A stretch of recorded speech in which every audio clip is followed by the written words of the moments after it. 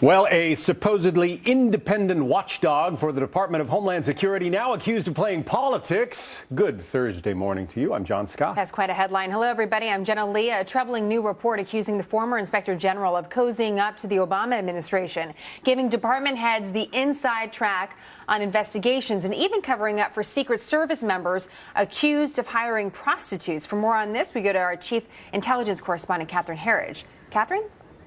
Well, Jenna, this is a significant report because it's bipartisan and comes from the Senate Committee with Oversight of Homeland Security, and it largely substantiates allegations that first surfaced about a year ago about the acting Inspector General at Homeland Security.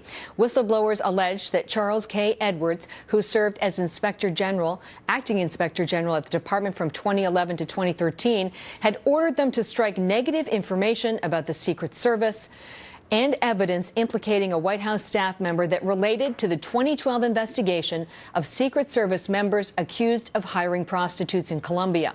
More staff members came forward to allege deletions and delays in other reports, claiming Edwards routinely shared information about investigations with senior administration officials on Secretary Napolitano's watch.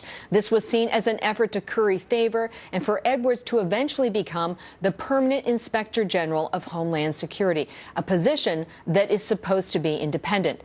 Senators Ron Johnson and Claire McCaskill issuing a statement concluding, based on these allegations and their investigation, that the Homeland Security Department's Inspector General was compromised during this period.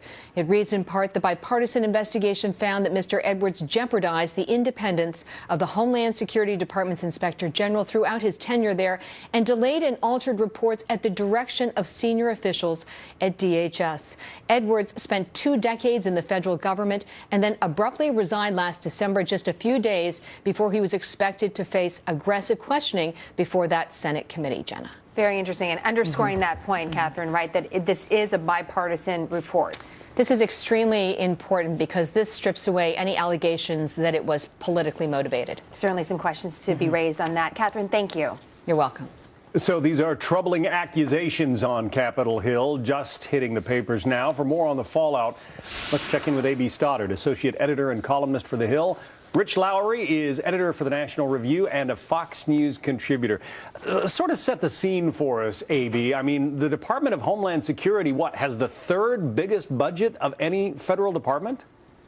Oh, yes. This is not only an enormous department and a consequential one, but this is a very significant job. It's a challenging job and often a conflict-ridden job to police the agency that you are working within, but it is essential to preserving the credibility and legitimacy of the operations of government. So what was uncovered was Senator Johnson found in looking into the Cartagena investigation of the Secret Service that there were troubling accusations from whistleblowers, and a bipartisan investigation determined that Charles Edwards was doing the opposite of what an IG is supposed to do. Charles Edwards was misleading Congress. He was not uncovering the truth, which is the task of the IG, but covering up the truth, all in an effort to try to get a promotion to become the permanent IG. And it's really not a lot of gray matter here, John. This is black and white. This is really a story of corruption, because it undermines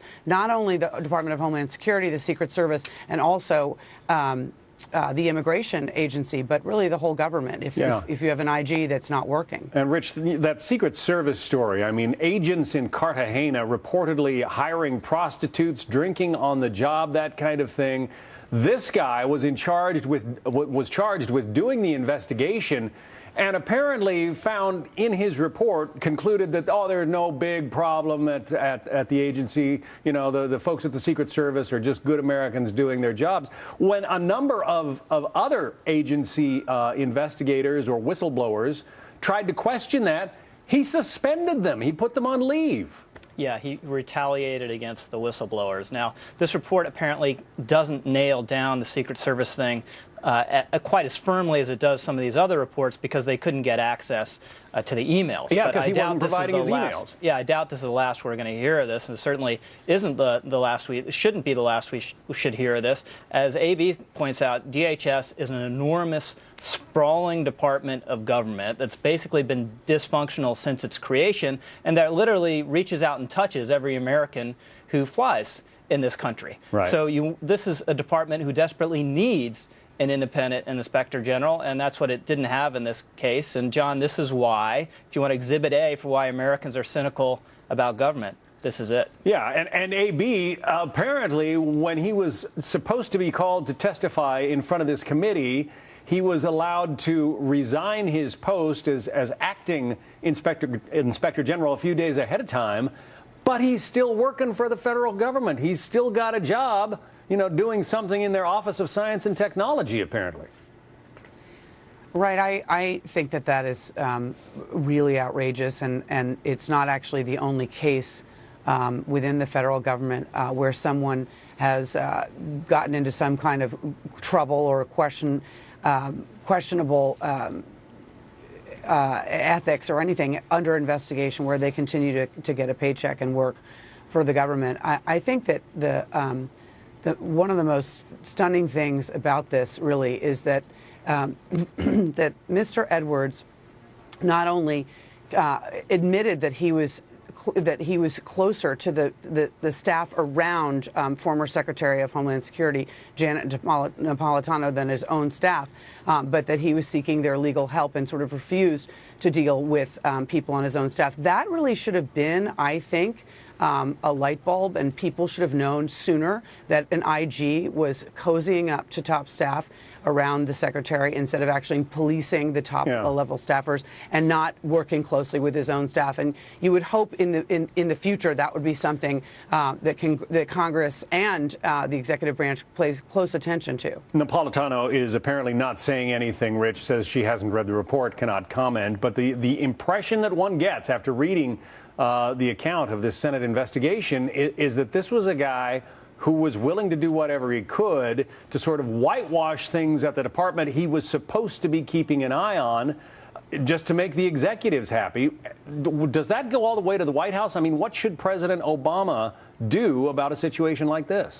Well, we'll see. I mean, he should urge everyone to cooperate with the investigation. And what we see initially here is everyone kind of clamming up and saying, oh, we can't comment until we see the report. But as AB points out, this guy seems to have almost been a de facto member of Napolitano's top staff. He's relying on her top people for political advice, for legal advice, and that's completely inappropriate and wrong and counter to federal law, which says you have to be independent, obviously, if you're going to be an inspector general. So again, John, it's very important if people are going to have trust in the government that these sort of functions work, and that when someone is so flagrantly running afoul of the way the system works, that at least they get fired. We see in the IRS scandal and now in this, that you can do almost anything in the federal government and still preserve your job. 225,000 employees, a $39 billion budget, and the guy who's supposed to be keeping an eye on it all is apparently fudging the numbers and taking a lot of shortcuts. It is just unbelievable. There, more shoes to drop. We'll see, like you say, Rich, whether those emails come out involving the Cartagena Secret Service affair. Thank you both, Rich Lowry, A.B. Stoddard. Thanks. Thanks, John.